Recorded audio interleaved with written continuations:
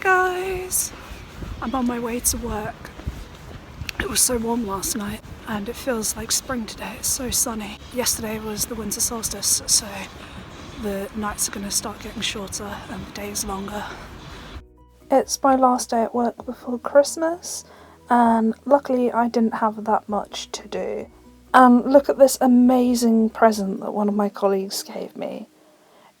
No one else at work has given me even a Christmas card this year, so I was so happy when I found this in my pigeonhole. After I finished, I met up with my friend Matt for a coffee and a gossip.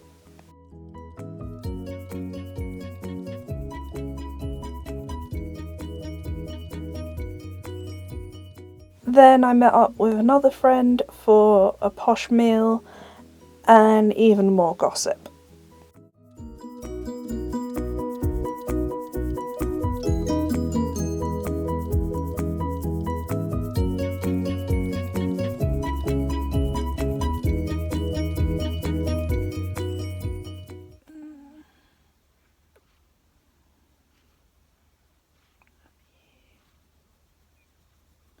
Someone's being extra cuddly today, aren't you?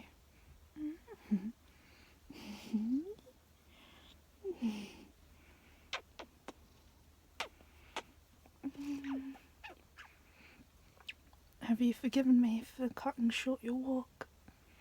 I think you have, haven't you? You've been dribbling on me. You're dribbling on me. Yeah. As you all know by now, the real star of this channel is Monty.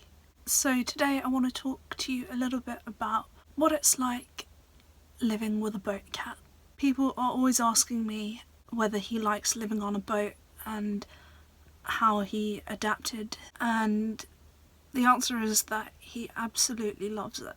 He adapted to it very quickly. He was a bit confused the first time he looked out of the window and saw a swan staring back at him, and it was really cute because it didn't occur to me that he'd obviously never seen any water birds before. When we were living back in the house, we had a dog as well, and Monty doesn't like dogs. Also, we lived on a main road, so it was quite noisy, and obviously there were issues with myself and my ex, so it wasn't a great environment for him. And he did suffer with stress to the point that he actually got really ill a few years ago, and we used to have to use a pheromone plug-in just to keep him calm. Do you remember that? Do you remember when you went to the hospital? You scared me so much, didn't you? You did. So now that it's just the two of us and it's a lot quieter, we're both much more chilled out and happy. I think the most important thing if you're going to move on to a boat with any pet is to be honest with yourself and to know your animal. That will give you some idea about how well they might adapt. If you're really not sure, then I would say do a holiday first before moving on, because it really wouldn't be fair on the pet if you knew that they just weren't going to take to boat life. And another question that I get asked all the time is whether I let him out or not. The house that we used to live on was on a very busy road, so he was a house cat. Now that we don't have to worry about traffic, I do let him out, but he is full of character. He's very bold and very naughty. So if he does go out, then I like to supervise him. That's why we like to go for our little walks. If we were out cruising, then I wouldn't let him out. And that comes back to knowing your own pets. I know him well enough to know that he would probably get himself into a lot of trouble. He's happy enough being an indoor cat. Lots of other cats go out and about when they're cruising and it's not a problem, but it's just not something that I think Monty would be very good at. I haven't actually taken him out cruising yet. He's been on the boat with the engine running. He doesn't like it very much.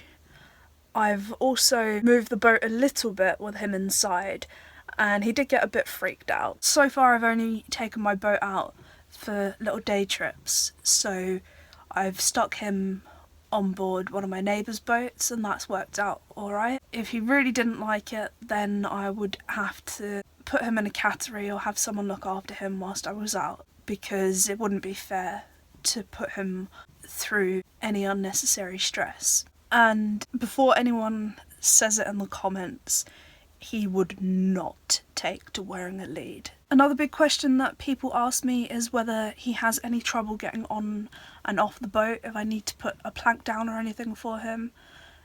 No, he's very agile. He has no problem getting on and off the boat. He can balance really well on the gunnels, he can jump on and off the roof. He's fallen in twice, and I'm hoping that he's learnt his lesson. Some people have a ladder on the side of their boat in case their cat falls in, so that it can swim there and climb out.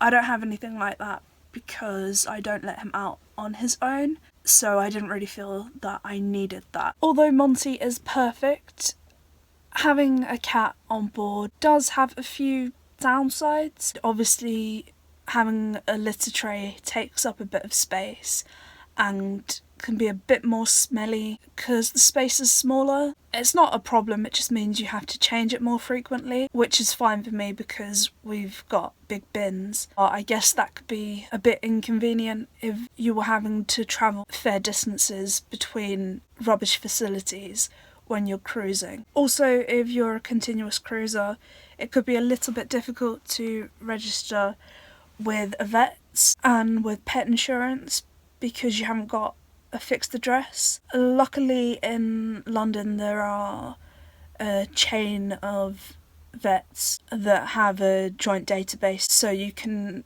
continue care in different locations if necessary. I'm sure that's the case nationwide as well. With insurance, I guess it's just the same issue that you would have with normal post anyway. You could use the address that you use for that. Another potential issue could be if you're gonna moor in a marina and they don't allow pets. But overall, the benefits absolutely outweigh any difficulties, and I don't think Monty is in any hurry to give up being a boat cat. If you live on a boat with your pet, let me know about them in the comments below. Also, what's the most unusual pet that you've heard of living on a boat? Thank you to everyone who's been watching all of my Vlogmas videos. I hope you've enjoyed them. By the time this comes out, tomorrow will be Christmas Eve. I have hopefully a nice video planned for you tomorrow, but let me take this opportunity to wish you all a very Merry Christmas, and we'll see you again soon. Bye!